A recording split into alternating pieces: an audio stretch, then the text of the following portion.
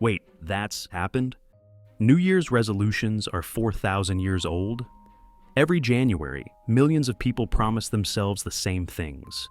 Eat better, save money, stop bad habits, become a new person. And by February, most of those promises quietly disappear. It feels like a very modern cycle of hope and failure, perfectly suited to gym memberships and self-help books. But here's the strange but true history twist. New Year's resolutions are not a modern invention at all. They're ancient, shockingly ancient. In fact, people were making and breaking New Year promises 4,000 years ago. The tradition begins in ancient Mesopotamia around 2000 BCE with the Babylonians. These people didn't celebrate the new year on January 1st. Their year began in spring when crops were planted and life literally restarted. During a massive religious festival called a Kitu, the Babylonians made vows to their gods. They promised to pay debts, return borrowed tools, and live honorably in the coming year. These weren't casual self-improvement goals. They were sacred contracts. Break them, and the gods might punish you with bad harvests, illness, or total disaster. Ancient resolutions came with divine consequences.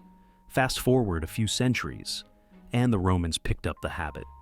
When Julius Caesar reformed the calendar in 46 BCE and declared January 1st the official start of the year, the tradition followed. The month was named after Janus, the two-faced god who looked both backward and forward, perfect symbolism for reflecting on the past and planning the future.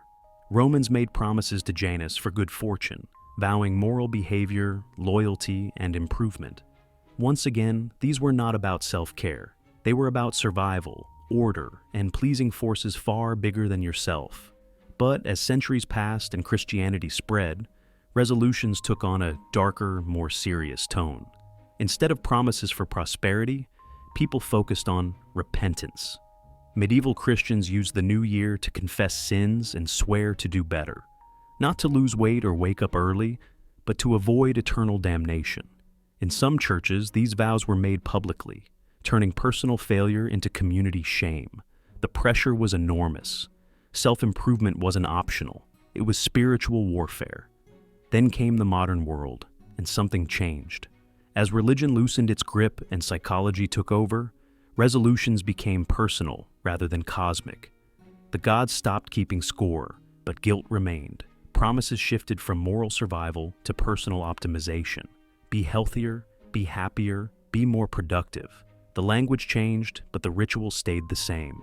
Every year, we pause, look back, feel dissatisfied, and swear that this time will be different. And here's the uncomfortable truth history reveals. People have always struggled to keep these promises. Ancient texts complain about broken vows. Roman writers mocked empty New Year pledges. Even medieval sermons warned that resolutions made in January were often forgotten by spring.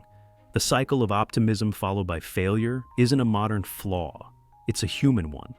So, when your resolution fades faster than expected, you're not weak. You're participating in a ritual older than empires. For 4,000 years, humans have used the turning of the year as a psychological reset button, hoping that time itself might help them change. Sometimes it worked, often it didn't. But the act of trying, of believing that a new beginning is possible, never disappeared, which might be the most surprising part of this strange but true history story. New Year's resolutions have survived longer than most civilizations, longer than kings, religions, and calendars. Not because they work, but because hope, no matter how fragile, is something humans refuse to give up. So, when the next January arrives and you make that promise again, remember, you're not following a trend, you're continuing a 4,000-year-old tradition. If you enjoyed this strange piece of history, give it a like, and don't forget to subscribe for more.